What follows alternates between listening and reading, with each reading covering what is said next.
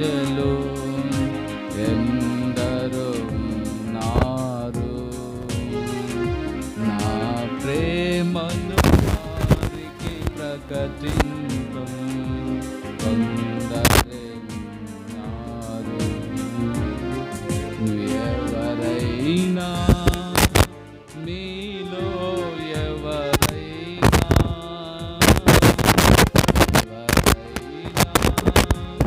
మీలో ఎవరైనా వెళతారా, నా ప్రేమను చెబుతారా, వెళతారా, నా ప్రేమను చెబుతారా. పేరే తెలియని ప్రజలు ఎందరో ఉన్నారు, నా ప్రేమను వారికి ప్రకటింపను కొందరే. నేను పంపిన వారిలో కొందరు మోసము చేశారు, నేను పంపిన వారిలో కొందరు మోసము చేశారు. లతామని చెప్పి వెనుకకు తిరిగారు, లతామని చెప్పి వెనుకకు తిరిగారు. ఎవరైనా మీలో ఎవరైనా ఎవరైనా మీలో ఒకరైనా వెళతారా, నా ప్రేమను చెబుతారా, వెళతారా, నా ప్రేమను చెబుతారా. పేరే తెలియని ప్రజలు ఎందరో ఉన్నారు, నా ప్రేమను వారికి ప్రకటింపను కొందరే ఉన్నారు. వెళ్ళగలిగితే మీరు తప్పక వెళ్ళండి, వెళ్ళలేకపోతే వెళ్ళే వారిని పంపండి. వెళ్ళగలిగితే మీరు తప్పక వెళ్ళండి, వెళ్ళలేకపోతే వెళ్ళే వారిని పంపండి. ఎవరైనా మీలో ఎవరైనా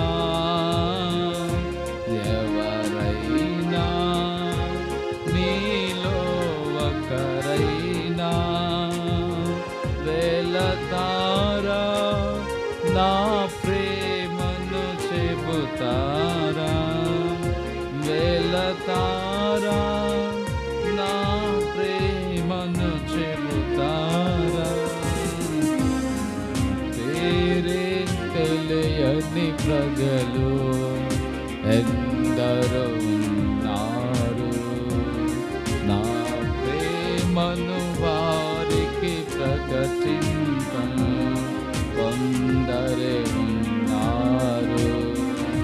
నా పేరే తెలియని ప్రజలు ఎందరో ఉన్నారు, నా ప్రేమను వారికి ప్రకటింపను కొందరే ఉన్నారు. దేవుని వాక్యం చదువుకుందాం. పరిశుద్ధ గ్రంథంలో నుండి మన బైబిల్ పట్టణం ప్రార్థన కొరకే ప్రకటన గ్రంథము 13వ అధ్యాయం.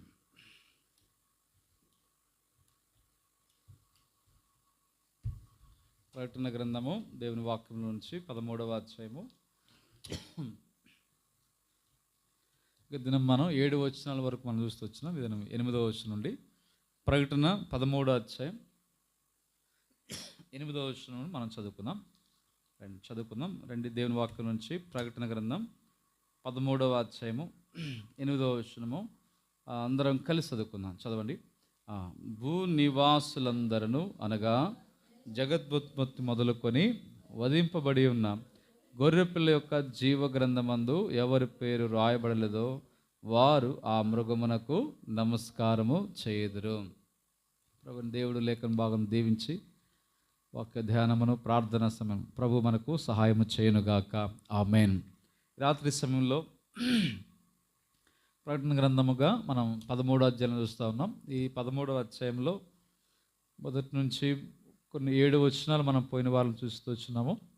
ఇక్కడ ఒక క్రూర మృగము సముద్రం నుండి పైకి వచ్చుట చూచితిని. ఇది బద్దర సముద్రం ప్రాంతంలో నుంచి జనాంగంలో నుండే సముద్రం అనేది భక్తిహీనులను మనుషులకు సాదృశ్యంగా చూస్తూ వచ్చినాం. కాబట్టి అలాంటి మనుషుల నుండి ఆ మధ్యధర సముద్రం ఆ యొక్క భాగముల నుండి ఈ యొక్క క్రూర మృగం వస్తుందని మనం ఆ క్రూర మృగము తర్వాత ఘట సర్పము, ఈ క్రూర మృగానికి ఉన్న ఆధిక్యత అధికారము ఆ ఘట సర్పము రెండుకు కూడా చేసే కార్యాలు మనం చూస్తూ వచ్చాం. ఇక్కడ మనం 8 నుంచి మనం చూస్తే అవి 7వ వచనంలో కూడా ఏం చేస్తారంట, పరిశుద్ధులతో యుద్ధము చేయను వారిని జయింపను దానికి అధికారం ఇవ్వడం. అంటే ఈ క్రూర మృగము ఘట సర్పము ఎవరితో యుద్ధం చేస్తాయంటే అక్కడ పరిశుద్ధులతో. అంటే పరిశుద్ధులు అంటే రక్షించబడిన ప్రభు రక్తంలో కడగబడిన వారు కాబట్టి పరిశుద్ధులతో కూడా యుద్ధం చేస్తాయి. కాబట్టి జయం పొందను వాటికి అధికారం ఇవ్వబడిందంట. కొన్ని సందర్భాల్లో దేవుడు వాటికి అధికారం ఇచ్చినట్టు మనం చూస్తాం. సరే, ఇక్కడ మనం చూస్తే ఈ 13వ అధ్యాయం 8 నుంచి చూద్దాం. భూ నివాసులందరూ అనగా జగద్వుత్పత్తి మొదలుకొని వధింపబడి ఉన్న గొర్రెపిల్ల యొక్క జీవ గ్రంథమందు ఎవరి పేరు రాయబడలేదో వారు ఆ మృగమునకు. కాబట్టి ఇక్కడ గమనిస్తే 8వ వచనం మనం చూస్తే భూ నివాసులు, ఆ దినమున భూమి మీద నివసించే ప్రజలు, వీరిని భూ నివాసులు. తర్వాత పరలోకంలో నివసించే వారు ఉన్నారు, వారు పరలోక సంబంధ నివాసులు.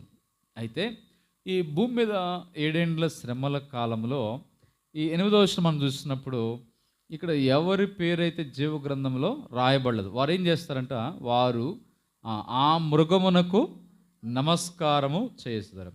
అంటే భూ నివాసులందరూ వారందరూ ఉన్నారు. ఈ జగద్భుత్పత్తి మొదలుకొని ఈ భూ నివాసు అనే మాట ప్రకటన గ్రంథంలో 3వ అధ్యాయం మనం చూస్తాం. 3వ అధ్యాయం 10వ వచనం 3:10 రాబడింది. నీవు నా ఓర్పు విషయమైన వాక్యము గైకొంటివి గనుక భూ నివాసులను శోధించుటకు లోకమంతటి మీదకి రాబో శోధన కాలంలో నేను నిన్ను కాపాడదను. కాబట్టి భూ నివాసులను శోధించుటకు, అంటే భూమి మీద నివాసులకు శోధన ఉంటుంది. పరలోకములో ఉన్నవారు పరిశుద్ధులకు నివాసులు, పరలోకి వచ్చేసిన వారు పర నివాసులుగా ఉంటారు. భూమి మీద ఉన్న దినాల్లో మరి భూ సంబంధ నివాసులుగా. అలాగనే ఈ 8వ అధ్యాయం 13లో కూడా రాబడింది. 8వ అధ్యాయం ప్రకటన 8:13 భూ నివాసులు అనే పదం. మరి నేను చూడగా ఆకాశ మధ్యమున ఒక పక్షిరాజు ఎగురుచు బూరలు ఊదబోచున్న 3 దూతల బూరల శబ్దం బట్టి భూ నివాసులకు అయ్యో అయ్యో అని.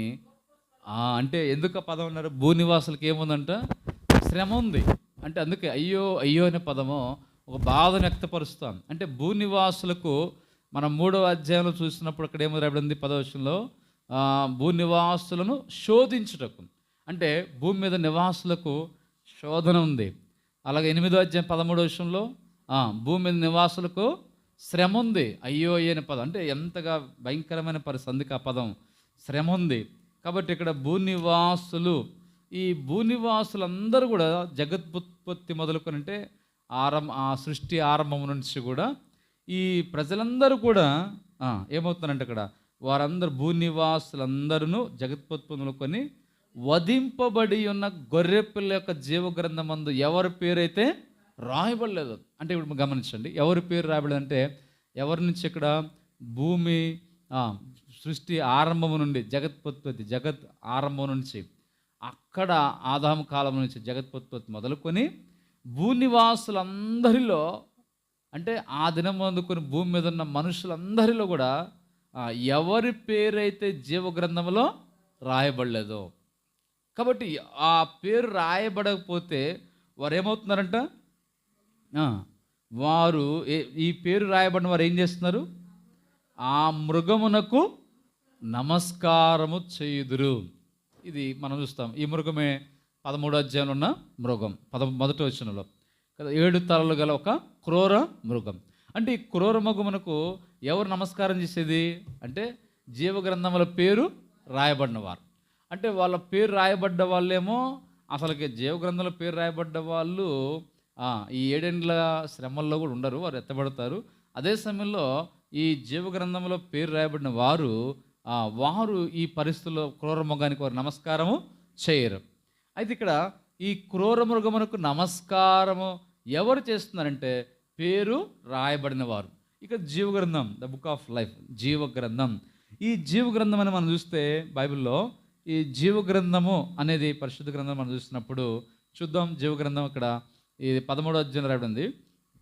అలాగనే మోషే గారు కూడా అంటారు కదా, జీవగ్రంథంలో వచ్చి నా పేరు అంటే ఇశ్రాయేల్ అందరూ నశింపు చేస్తే ఎలాగయ్యా, అవసరమైతే నా పేరు తుడిపెట్టమంటారు మోషే గారి కాలంలో. ఇక్కడ మనం చూస్తాం ప్రకటన గ్రంథంలో రాయబడింది జీవగ్రంథం గురించి. 20వ అధ్యాయం చదవండి. 20వ అధ్యాయం 12వ వచనం కూడా రాయబడింది. 12వ వచనం, 20వ అధ్యాయం 12 తర్వాత 15. మరియు మృతులైన వారందరూ ఆ సింహాసనం మీద నిలవబడి ఉండటం చూసి తిని అప్పుడు గ్రంథములు విప్పబడెను, మరియు జీవగ్రంథమును వేరొక గ్రంథము. కాబట్టి ఇక్కడ గ్రంథములు ఉన్నాయి. కాబట్టి కొంతమంది పేరు తీర్పు కొరకే, లేదా రకరకాల గ్రంథాలు ఉన్నాయి. ఇక్కడ జీవగ్రంథము ఉంది. అప్పుడు గ్రంథములు ఇప్పుడు జీవగ్రంథమును వేరొక గ్రంథం. కాబట్టి ఇప్పుడు ఈ జీవగ్రంథము అనే పదం మనం 15వ వచనంలో కూడా ఎవని పేరైనను జీవగ్రంథమందు రాయబడినట్టు కనబడిన యెడల వాడు అగ్నిగుండములో పడవేయబడెను. కాబట్టి ఇక్కడ మనం చూస్తే జీవగ్రంథము కనుక పరలోకంలో కొన్ని గ్రంథాలు ఉన్నాయి. కాబట్టి భూమి మీద కొన్ని గ్రంథాలు ఉంటాయి, కానీ వీటన్నిటికంటే ముఖ్యమైన పరలోకంలో ఉన్నాయి. కనుక మలాఖీ గ్రంథంలో రాయబడింది, మలాఖీ పుస్తకంలో ఏం రాయబడింది, నీతిమంతులు ఒకరితో ఒకరు యెహోవా భయభక్తులు గల వారు ఒకరితో ఒకరు మాట్లాడుతుండగా ఆయన గ్రంథంలో రాస్తున్నాయట. అంటే ప్రభువు గ్రంథంలో రాసేవాడు ఉన్నాడు. కనుక కవిలలో పుస్తకంలో ఉన్న కీర్తనలు ఏంటంటే వారి కన్నీళ్ళు ఎక్కడ రాయబడుతుందంట, కవిలనిగా పుస్తకంలో రాయబడుతున్నాయి. ఇక్కడ మనం చూస్తే వారి యొక్క పాపములు కూడా కొన్ని పుస్తకములు రాయబడుతున్నాయి, వారి క్రియలు, వారు చేసిన పనులు. అదే సమయంలో ఇక్కడ చూస్తే జీవగ్రంథంలో వారి పేర్లు, దేవుని నమ్మి రక్షించబడ్డ వారి పరిశుద్ధుల పేర్లు జీవగ్రంథంలో రాయబడుతున్నాయి. ఇప్పుడు ఈ జీవగ్రంథంలో ఎవరి పేరు అయితే రాయబడకపోతే, ఇప్పుడు అంటే అగ్నిగుండానికి వెళ్ళేది ఎవరు చెప్పండి, జీవగ్రంథంలో పేరు రాయబడిన వారు. అంటే ఇప్పుడు మన పేర్లు ఎక్కడ రాయబడాలి, ఎక్కడ రాయబడాలి ప్రావీణ్య, ఎక్కడ రాయబడాలి? జీవగ్రంథాలు ఎప్పుడు రాయబడతాయి? ఎప్పుడు రాయబడతాయి? మనం రక్షణ పొంది దేవుని కుమారులమే తిరిగి జన్మించినప్పుడు, ప్రభు ద్వారా మనం క్రొత్త జన్మించినప్పుడు. డేట్ ఆఫ్ బర్త్ అని ఎప్పుడు వస్తుందంటే పుట్టినప్పుడు కదా. పుట్టినప్పుడు ఎక్కడ రాస్తారు? జనన రిజిస్టర్లో వేస్తారు డేట్ ఆఫ్ బర్త్. అంటే పుట్టినప్పుడు రాస్తారు, పుట్టకుండా రాస్తారా? పుట్టకుండా రాయరు. అట్లనే మనం యేసుక్రీస్తులు జన్మించినప్పుడు, రక్షించబడ్డప్పుడు మన పేర్లు రాయబడతాయి దేవుని జీవగ్రంథంలో. కాబట్టి ఇప్పుడు ఈ జీవగ్రంథంలో ఎవరి పేరు అయితే రాయబడకపోతే, అంటే రక్షణ పొందని వారి పేర్లు జీవగ్రంథంలో రాయబడడం.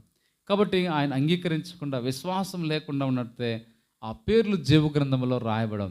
కాబట్టి ఈ భూమి మీద ఎవరి పేర్లు అయితే జీవగ్రంథం రాయబడలేదో, అది లక్ష్యం ఏంటంటే మన పేర్లు జీవగ్రంథంలో రాయబడి ఉండాలి. ఆ పేరు రాయబడకపోతున్న వారు అగ్నిగుండంలో పడవేయబడేవారు, పేరు రాయబడిన వారు. పేరు ఎవరైతే పేరు జీవగ్రంథం రాయబడుతుందో ఇప్పుడు వారు మాత్రం అగ్నిగుండంలో పడవేయబడరు, అంటే అగ్నిగుండం నుండి తప్పించబడతారు. చూద్దాం ఈ జీవగ్రంథం గురించి 21వ అధ్యాయం, ప్రకటన 21వ అధ్యాయం చదవండి. 27వ వచనం, 21వ అధ్యాయం 27 చివరిగా రాయబడింది జీవగ్రంథం అనే పేరు. 21:7 గొర్రెపిల్ల యొక్క జీవ గ్రంథమందు రాయబడిన వారే ఇప్పుడు దానిలో ప్రవేశిస్తారు. ఇప్పుడు దేనిలో ప్రవేశిస్తారు? ఇందాకేమో పేరు రాయబడ్డ వారేమో అగ్నిగుండంలో పడరు. పేరు రాయబడని వారు అగ్నిగుండంలో పడతారు. పేరు రాయబడితే అగ్నిగుండంలో వెళ్ళరు, పడవేయబడరు. ఇప్పుడు 21:27 రాయబడింది. ఏం రాబడింది? జీవగ్రంథమందు రాయబడిన వారే అంటే ఖచ్చితంగా అంతే. రాయబడితే తప్ప వారు ఎక్కడ ప్రవేశించారంట? పైన ఉంటుంది పట్టణం రాబడింది. పట్టణ ముత్యాలు గుమ్మలు. ఇదన్నీ మనం ఏం చెప్పాలంటే ఆ పట్టణంలో సూర్యుడైన చంద్రుడు. ఏ పట్టణం అంటే పరలోక పట్టణం.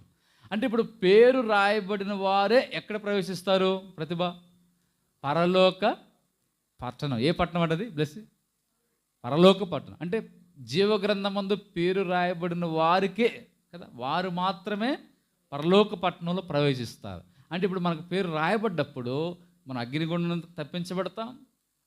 పేరు రాయబడ్డవారు క్రూరముఖానికి నమస్కారం చేయరు. తర్వాత పేరు రాయబడ్డవారు ఎక్కడ ప్రవేశిస్తారు? పరలోక పట్టణంలో దేవుడి మహిమగల పట్టణంలో ప్రవేశిస్తారు. కాబట్టి ఇక్కడ మన భూమి మీద కొన్ని పేర్లు ఉంటాయి. ఆధార్లో పేరు ఉంటాయి, ఓటర్ ఐడి కార్డులో ఉంటాయి కదా, డేట్ ఆఫ్ బర్త్ బుక్స్లో ఉంటాయి కదా, స్కూల్ పిల్లలకు రిజిస్టర్ ఆఫీస్లో ఉంటాయి కదా. అక్కడక్కడ మనం చూస్తాం వారి ప్రభుత్వ కార్యకలాపాలు లేదా వాళ్ళ యొక్క పథకాల్లో ఆయా పేర్లు ఉంటూ ఉంటాయి. వాటి మీద పేర్లు లేవనుకోండి, అవి ఏమీ కూడా మనకు వర్తించం.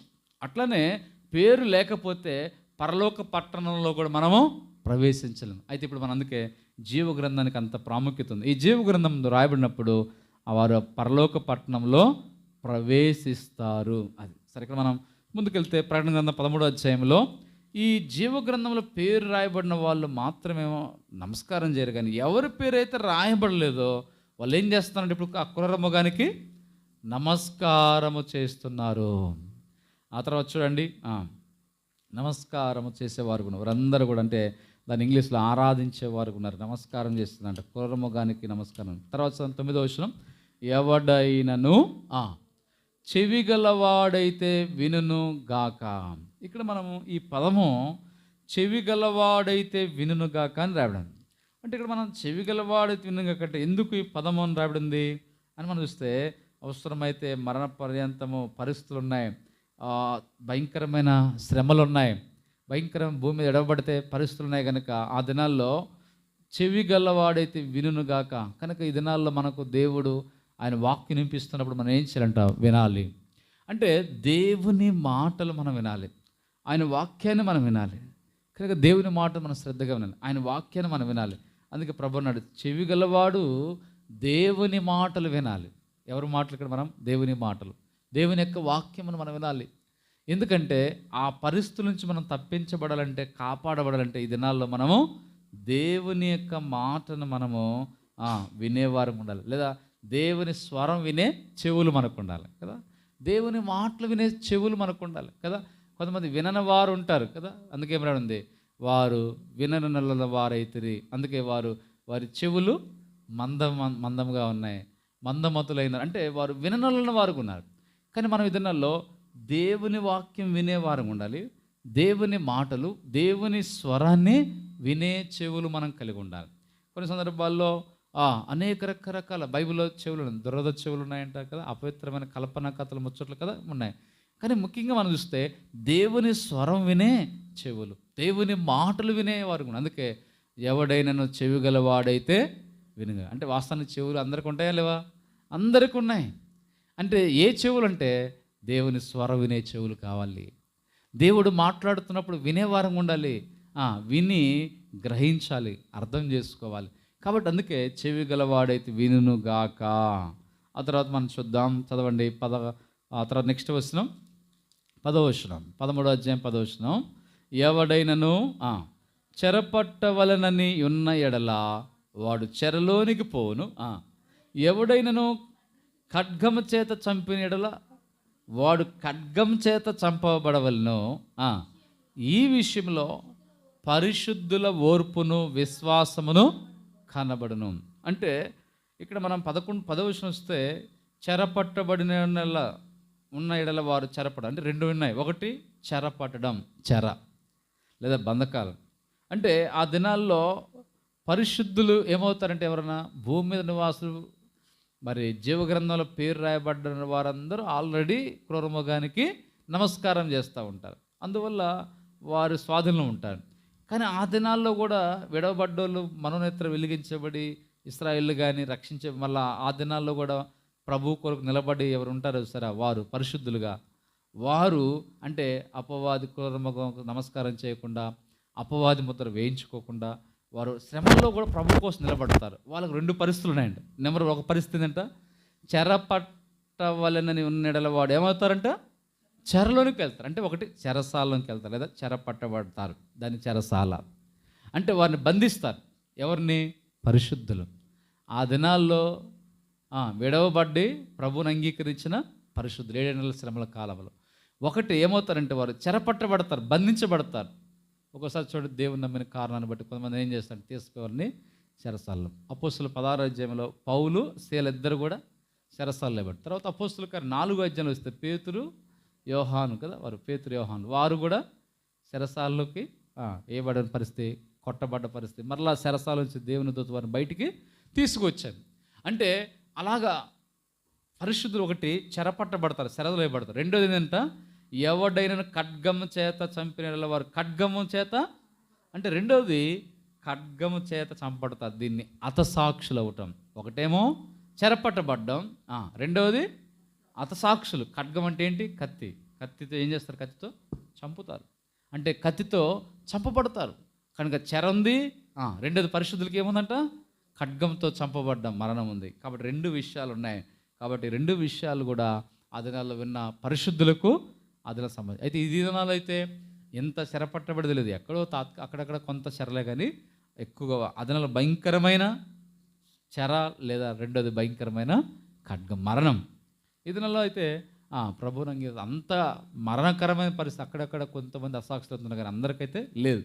ఆ దినాల్లో మాత్రం ఖచ్చితంగా రెండు ఉంటాయి, చెర ఉంటుంది లేదా ఖడ్గం, మరణం ఉంటుంది. కాబట్టి అందుకోసమే ఈ దినాల్లో మనం ఏం చేయాలంట, రక్షణ పొందాలి. ఈ కృపాకాలంలో రక్షణ పొందాలి. శ్రమల కాలంలో రక్షణ పొందడం కాదు, అప్పుడు కూడా ఉంటుంది, కానీ చాలా కష్టతరమైంది ఆ దినాల రక్షణ. ఈ దినాల రక్షణ ఈజీగా ఉంది. ఈ దినాలు ఉచితంగా రక్షణ ఉంది. ఈ దినాల్లో మనకు ప్రభు కృప ద్వారా రక్షణ ఇస్తున్నాడు. అందుకోసం మనం ఈ దినాల్లోనే మనము రక్షణ పొందవలసి ఉంది. చూడండి తర్వాత 11వ వచనం, మరియు భూమిలో నుండి మరి ఒక క్రూరమృగం పైకి వచ్చుట చూసితిని, గొర్రెపిల్ల కొమ్ము వంటి 2 కొమ్ములు దానికి ఉండెను, అది గట్ట సర్పం వలె. ఇక్కడ మనం 11వ వచనం చూస్తే భూమిలో నుండి మరి ఒక క్రూరమృగం వచ్చిందంట. మొట్టమొదటి క్రూరమృగం ఎక్కడి నుంచి వచ్చింది?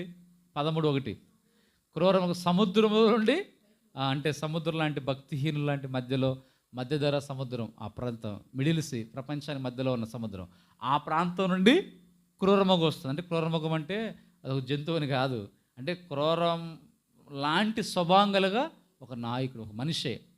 అలాంటి క్రూరత్వం కలిగిన వాడు పరిపాలన చేయబోతాడు. అంత్యక్రీస్తు క్రూరమృగంలాగా పరిపాలన చేస్తాడు దినాల్లో. అంతే. అయితే ఇప్పుడు 11వ పుస్తకంలో మరి ఒక క్రూరమృగం పైకి వచ్చింది. ఇదేమో భూమిలో నుండి మొట్టమొదటిదేమో సముద్రం, అంటే సముద్రం ఆ ప్రాంతం దగ్గర నుంచి.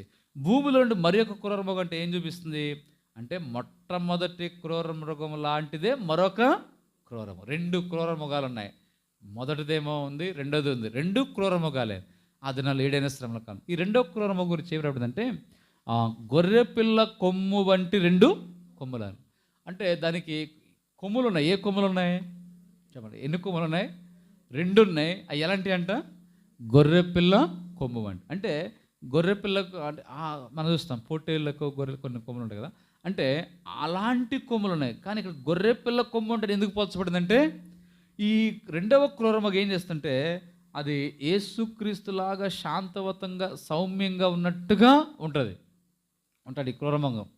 అందుకే గొర్రెపిల్ల వంటి కొమ్ములు అని రాయబడింది. అంటే గొర్రెపిల్ల మనకు యేసుక్రీస్తు కదా సాదృశ్యం.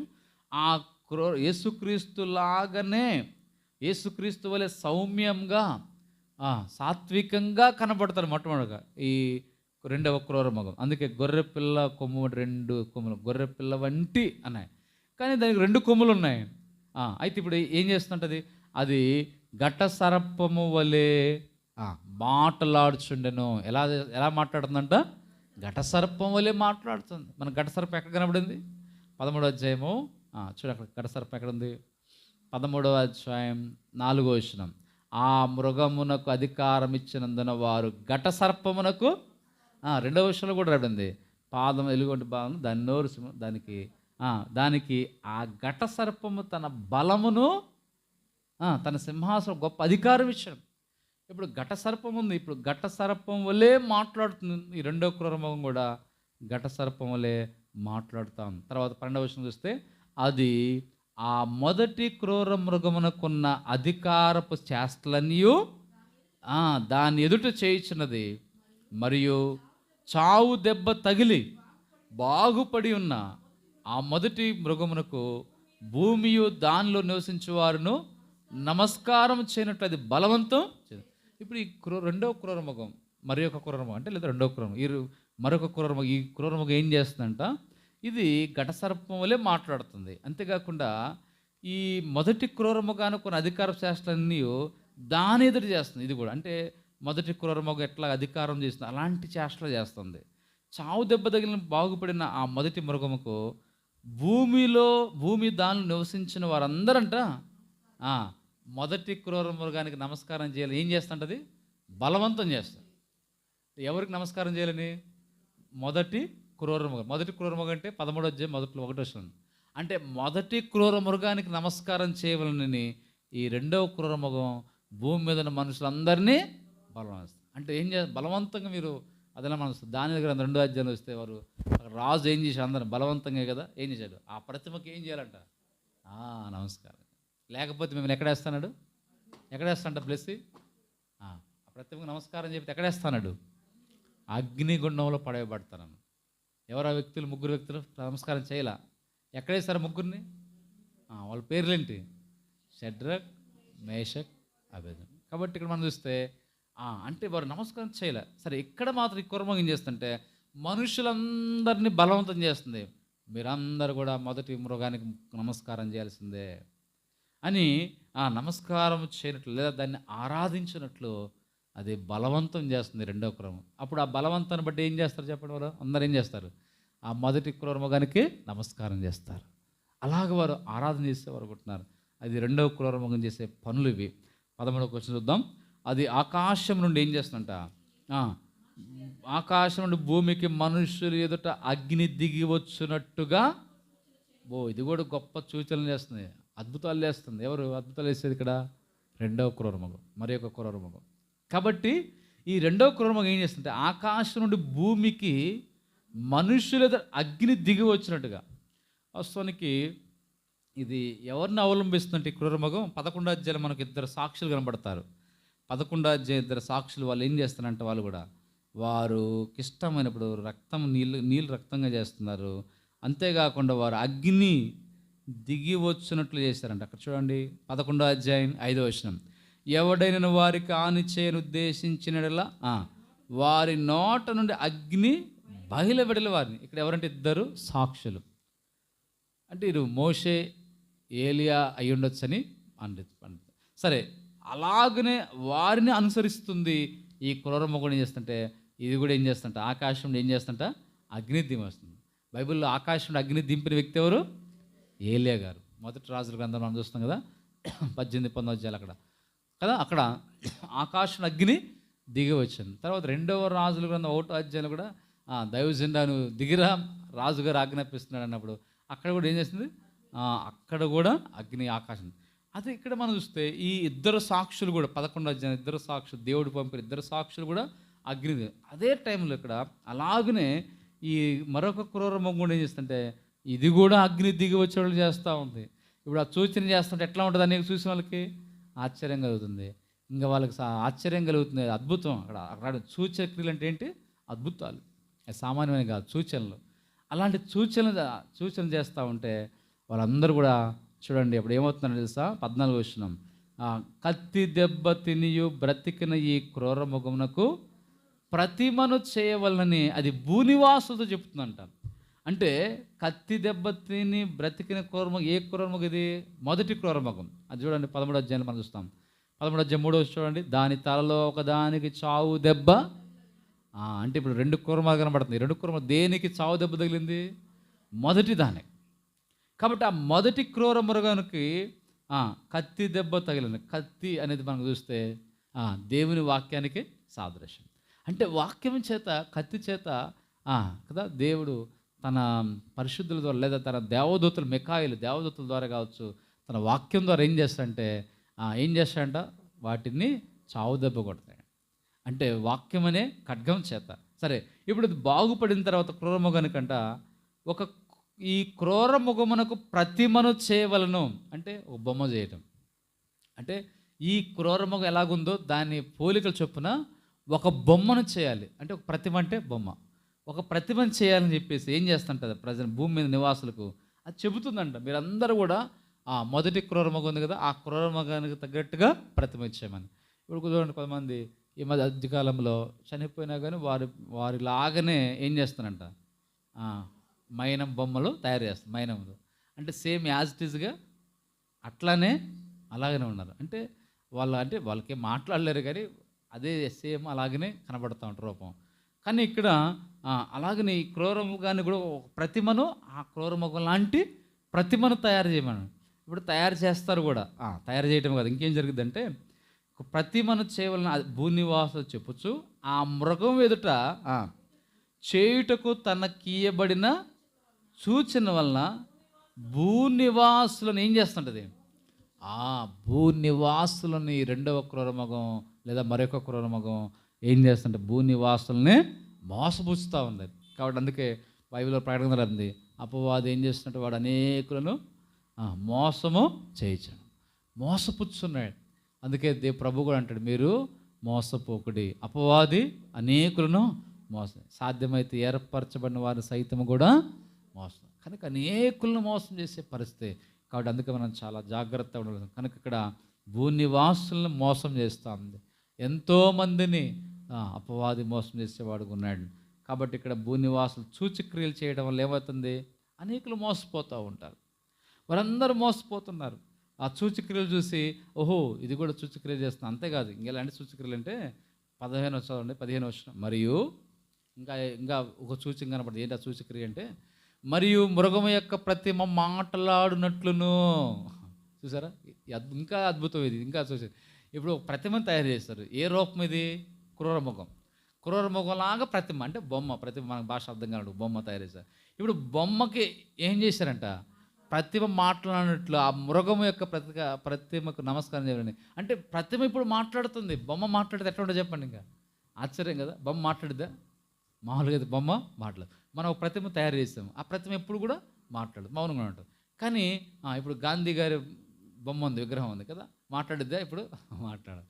కానీ అక్కడ క్రూరమృగము ప్రతిమ తయారు చేసిన తర్వాత ఆ క్రూరమృగం ఏమవుతుందంటే ఇప్పుడు ఇది మాట్లాడుతాం కదా. ఆ క్రూరమృగం మాట్లాడదు. ఇటీవల కాలం ఏదో ప్రతిమలోంచి నీళ్ళు వస్తున్నాయి, లేకపోతే నోరు తెరుస్తుందో, కొంచెం ఏదో తాగుతుందని ఏదో రకరకాల వార్తలు కదా. కానీ ఇక్కడ ఈ ప్రతిమ ఏంటంటే డైరెక్ట్గా మాట్లాడుతుంది. గాడిద ఏం చేసిందంట, బిలాముతోటి మాట్లాడుతుంది. కనుక జంతువు మాట్లాడడం అద్భుతం, అక్కడ ఆశ్చర్యమే. కానీ ఇక్కడ ప్రతిమ కూడా అసలు మాట్లాడేది దేవుడు, తర్వాత దేవదూతలు, తర్వాత మనుషులు, ఇంతే కదా మాట్లాడేది. కానీ గాడిద మాట్లాడేది సంఖ్యాకాండంలో. ప్రకటన గ్రంథంలో ఇక్కడ ఎవరు మాట్లాడుతున్నారు? ఇక్కడ ప్రతిమే, బొమ్మ ప్రతిమ మాట్లాడుతుందంట. ఇప్పుడు ప్రతిమ మాట్లాడేసరికి అందరికీ ఆశ్చర్యం అయిపోద్ది. ఇంకప్పుడు వాళ్ళ మనసు అంతా ఎడిపోయింది చెప్పండి. దేవుడి మీద కంటే కూడా, నిజ దేవుని అంటే కూడా ఎవరి మీద పోద్ది? ఈ క్రూరమృగం అయిపోద్ది, ఈ ప్రతిమ అయిపోద్ది. ఎందుకంటే ప్రతిమ మాట్లాడుతుంది, ఈ సూచక్రియలు చేస్తుందని చెప్పేసి. ఈ దినాల్లో కూడా చూడండి, నిజ దేవుని తెలుసుకోకుండా ఆయా సూచక్రియలు, ఆయా అనేక రకరకాల వాటిని బట్టి రకరకాల వైపు తిరుగుతున్నారు మానవులు. అంటే సృష్టికర్త జీవం గల దేవుని ఎరగకుండా.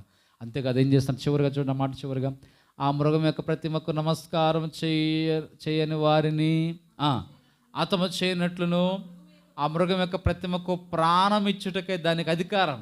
ఇప్పుడు ప్రతిమకి ఏమొచ్చిందని చెప్పండి, ప్రాణం కూడా వచ్చిందంట. ఇప్పుడు బొమ్మకి ఇప్పుడు ప్రాణం వస్తే ఎట్లా ఉంటుంది? బొమ్మలు ఉంటాయి కదా మన టైల్స్ బొమ్మలు, అవి మాట్లాడితే వాడికి ప్రాణం వస్తే ఎంత అద్భుతం. అట్లాగా జరుగుతాయి. ఆ దినాల్లో ఈ క్రూరమృగానికి నోరు వస్తుంది, మాట్లాడుతుంది, ప్రాణం వస్తుంది. అంతే కదంట, ఎవరైతే దీనికి నమస్కారం చేయరో వారిని ఏం చేస్తారంట, హతం చేయడం అంటే చంపడం.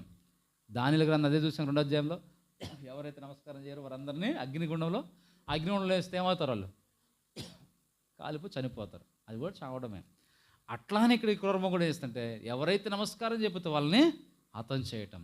అంటే ఆ దినాలు ఎంత భయంకరంగా ఉంటాయో చూడండి. ఎన్ని పరిస్థితులు వస్తూ ఉంటే, ఒకవైపు మోసం చేస్తూ ఉంటాడు, ఒకవైపు సూచక్రియలు, ఒకవైపు చంపడం. పరిశుద్ధులు ఉన్నారంటే వాళ్ళేమో చెరపట్టబడ్డం, ఖడ్గం చేత హతసాక్షులు కావడం.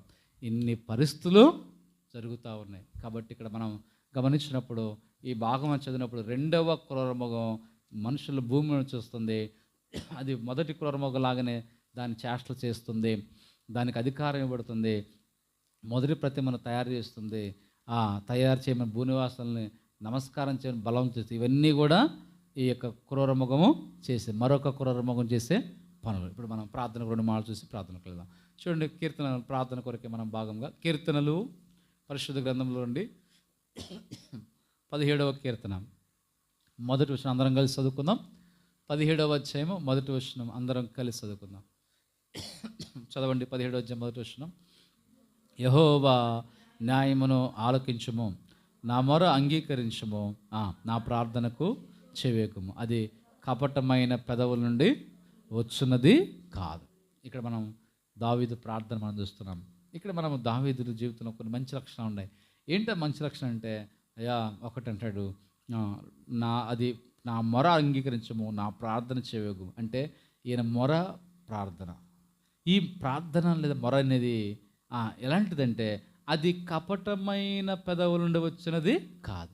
అంటే ఏ కపటం లేకుండా కదా, తన జీవితంలో కపటం అనేది లేకుండా కపటమైన పెదవుల నుండి రావట్లా. అయితే ఏ పెదవుల నుండి రావాలి ప్రార్థన?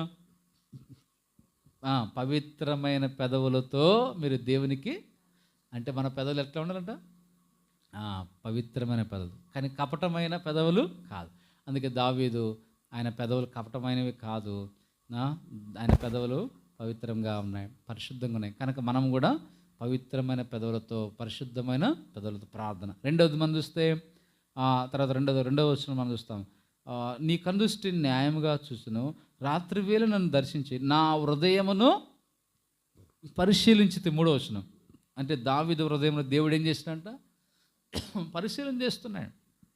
అంటే హృదయం పరిశీలించినప్పుడు నన్ను పరిశీలించి ఏ దురాలోచన కూడా కానరాదు, నోటి మాట చేత నేను అతిక్రమింపను, మనుషుల కార్యం విషయమైతే బలాత్కారుల మార్గం తప్పించుకోవడం, నీ నోటి మాటను బట్టి నన్ను నేను అంటే దేవుని నోటి మాటను బట్టి, అంటే లేదా దేవుని వాక్యం, లేదా దేవుడు నోటతో పలికిన ఆయన మాటలు, ఆయన నోట వచ్చిన మాటలు, అంటే దేవుని మాటలను బట్టి మనం ఏమవుతామంట చెప్పండి?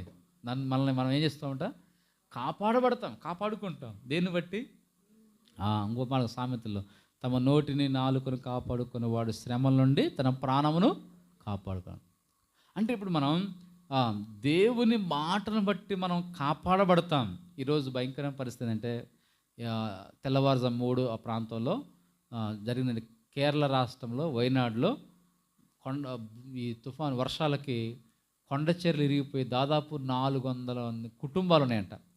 అవన్నీ కొండ చర్యలకు ఇరిగిపోయి వాటి మీద పడి ప్రజలు కొట్టుకుపోయినారు. ప్రజలందరూ 400 కుటుంబాలు ఇల్లు, ఆ కొండలన్నీ ఇరిగిపడి ఇల్లుని కొట్టుకు అసలు రూపాలేకపోయిందంట. చిన్న ఊరు, 400 కుటుంబాల ఊరు ఇప్పుడు వార్తలో వస్తున్నాయి. అంటే ఇప్పుడు అప్పటికి కొంతమంది చనిపోయారు, ఇంకా చాలామంది చనిపోతారని వర్షాలు పడుతుంది. ఎన్డీఏ బృందంలో కూడా హెల్ప్ చేయడానికి వీలు లేకుండా ఉంది. అంటే కొన్ని వందల మంది చనిపోయే పరిస్థితి ఇది. కేరళ రాష్ట్రం వైనాడులో అది ఈరోజు తెల్లవారు ఉదయకాలం జరిగింది. వర్షాలకు కొండ చర్యలన్నీ ఇరిగి మొత్తం మట్టి దెబ్బలు అయిపోయినాయి. 400 కుటుంబాలు, ఎంత ఘోరమైన పరిస్థితి. కాబట్టి ఈ వర్షాలకల్లా చాలామంది తుఫాన్ల వరద, కార్లు అయితే లెక్కలేని కార్లు కొట్టుకొని పోయినాయి అంట. అది చూడండి, వాహనాలు కార్లను కొట్టుకొని పోయినాయి. ఎంత ఘోరమైన పరిస్థితులు అక్కడక్కడ జరుగుతున్నాయి. కాబట్టి ఇక్కడ దావీదు అంటాడు, నీ నోటి మాటను బట్టి నన్ను నేను, అంటే ఆయన మాట, ఆయన వాక్యాన్ని బట్టి. చివరిగా నీ మార్గముల యందు నా నడకలను స్థిరపరచుకొని ఉన్నాను. చూడండి, దావీదు గారు ఏమనంట, దేవా నీ మార్గంలో నా నడకలను స్థిరపరచు. తన నడక స్థిరపరచుకుంటున్నాడు. దేవుళ్ళు నడక జీవితానికి సాదృశ్యం, ప్రవర్తన సాదృశ్యం. కనుక మన జీవితాలు మనం దేవునిలో ఏం కావాలి, మనం స్థిరపరచబడాలి. కాబట్టి అలాగా ఆయన మార్గంలో ఏందో దేవుడు మనం స్థిరపరచబడాలి. అలాగా ఆ మాట చదువుకొని ప్రార్థనకు వెళ్తాం. చదవండి 10వ వచనం అందరూ చదువుకుందాం. 17:1 యెహోవా న్యాయమును ఆలకించుము, నా మొర అంగీకరించుము, నా ప్రార్థనకు చెవియొగ్గుము, అది కపటమైన పెదవులలో వచ్చినది కాదు. అలాగే దావీదు ప్రార్థన చేస్తున్నాడు. మనం కూడా పవిత్రమైన పెదవులతో మరి మన హృదయం పరిశుద్ధత కలిగి ఆయన మాట ఎక్కడ అతిక్రమించక ఆయన మాటలను బట్టి మనం తప్పించబడుతూ దేవుని మార్గంలో మనం స్థిరపరచబడినట్లు ఈ వాక్యానుసారం మనం ప్రార్థన చేద్దాం. ప్రభుని స్తుతిద్దాం. ఈ వాక్య వెలుగులో ప్రకటన గ్రంథం ధ్యానం ప్రకారము ఆయన రాకడ సిద్ధపాటు మనం కలిగి ఉండి అలాగే సిద్ధపాటు కలిగి ఉన్న చూపిస్తుంది. 7 శ్రమలో అలాంటి పరిస్థితులు మనం తప్పించబడినట్లు ఈ దినాల్లో ప్రభు రాకడ మనం సంపూర్ణ సిద్ధపడి ప్రభు సంకల్పం మనం సిద్ధపడి ఇతరులను కూడా సిద్ధపరిచే అనుభవంలో ఉండడానికి ఆ వాక్యం చూపిస్తుంది. 2వ భాగంలో మన జీవిత దావీదు వలె ప్రార్థన చేసే వారికి ఉందాం. అంశాలుగా వాక్యానుసారంగా మనం సిద్ధపరచినట్లు ప్రార్థన చేస్తూ సర్వమానవాళ్ళందరి రక్షణ కోసం, సార్వత్రిక సంఘం అంతా క్షేమం కొరకు, ప్రపంచం అంతా జరిగే పరిచర్య కోసము హెబ్రోను సార్వత్రిక పరిచర్య ప్రార్థన చేద్దాం. అలాగే తుఫాన్ల పరిస్థితులు మనం చెప్పుకున్నాం కదా, కేరళ వైనాడు ప్రాంతంలో మరి ఇంకెవరైనా ఉంటే వారు క్షేమంగా భద్రత కాపాడట్లు ఆ ప్రార్థన చేద్దాం. ఇంకా మరి మన దేశ క్షేమం కొరకు, రక్షణ కొరకు, ఈ ఆత్మకూరు పరిసర ప్రాంతాల రక్షణ కోసం కూడా ప్రార్థన చేద్దాం. మరి ఈరోజు ఉదయకాలము సురేంద్ర బ్రదర్ వల్ల నాయనమ్మ వృద్ధురాలు మహిమలో చేర్చబడింది. ఈరోజు మన భూకష్టం జరిగి ఉంటుంది, వాళ్ళు వెళ్ళారు, వారి ప్రయాణం తిరిగి క్షేమంగా తిరిగి వచ్చినట్టు ప్రార్థన చేద్దామండి. అలాగే సంఘంలో కుటుంబాలు క్షేమం కొరకు ఈ ప్రాంత ప్రజల రక్షణ, గురువారం రాత్రి 7 గంటల స్థిర కోరిక, శనివారం ఉదయం ఉపాసన, ఆదివారం ప్రభుత్వ పరిచర్య, ప్రభుత్వంతో వచ్చే ఆదివారం సాయంకాలం మరి కొంత సువార్త పరిచర్య ప్రాంతాలు చేయడానికి సువార్త బహిరంగ సువార్త కూడా ప్రార్థన చేద్దాం. ఇంకా దేవుని బిడ్డలు బలపరిచినట్లు, అనారోగ్యంతో సమస్యలతో ఉన్న వారికి విడుదల, శ్రమ పరిస్థితుల విడుదల కొరకు దేవుడు బలపరిచినట్లు భారంతో మనం ప్రార్థించండి.